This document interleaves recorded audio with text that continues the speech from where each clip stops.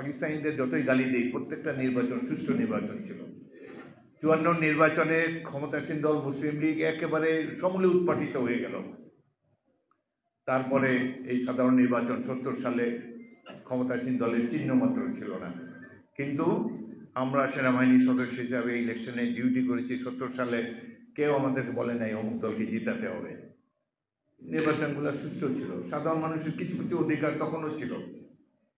কিন্তু যেই ৯ মাস যুদ্ধের পর এত ত্যাগ তিতিক্ষার বিনিময়ে যে দেশটি পেলাম, সেখানে আমরা আবার প্রজাই হয়ে গেলাম।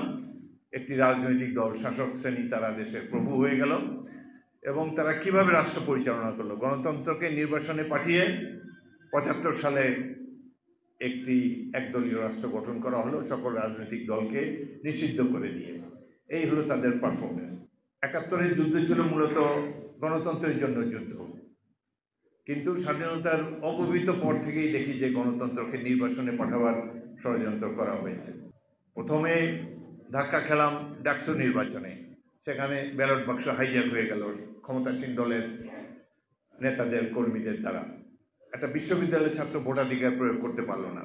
তারপরে ৭৩ জাতীয় সংসদে আমরা ক্যান্ডিডেট হাইজ্যাক হতে দেখলাম। ক্যান্ডিডেট হাইজ্যাক হয়ে গেল, মারপিট হয়ে গেল, ব্যালট বাক্স বদল হলো, অদ্ভুত সব কাণ্ড। পাকিস্তানিদের যতই গালি দেই, প্রত্যেকটা নির্বাচন সুষ্ঠু নির্বাচন ছিল।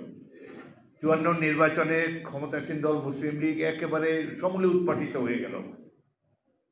তারপরে এই সাধারণ নির্বাচন ৭০ সালে ক্ষমতাসীন দলের চিহ্নমাত্র ছিল না। এই ইতিহাস এই জন্য বললাম যে আজকে জুলাই আগস্ট মাসে গণ অভ্যুত্থান বলেন, বিপ্লব বলেন, আমরা বিপ্লবী বলতে চাই, শুনতে ভালো লাগে। যদিও বিপ্লবে উৎপাদন সম্পর্কের পরিবর্তন হওয়া উচিত, প্রজা রাজা হবে, রাজা প্রজা হবে, এই ধরনের সিস্টেম হলে, এই ধরনের পরিবর্তন যখন হয় উৎপাদন সম্পর্কে, সেটাকেই বিপ্লব বলে।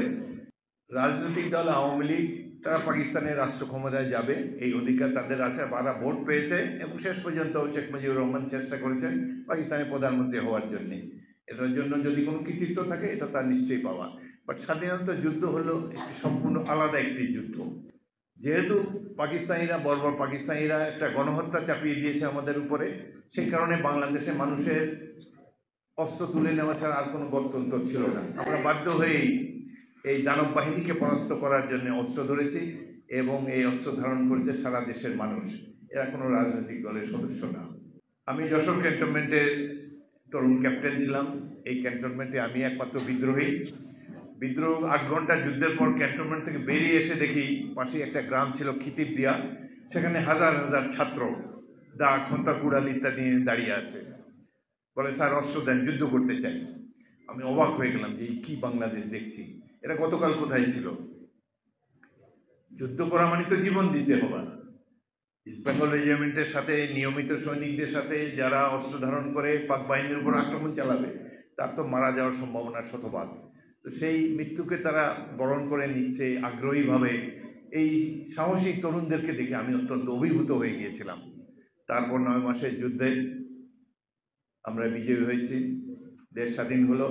তারপর থেকে শুরু হলো পরাজয়ের পালা, অবক্ষয়ের পালা।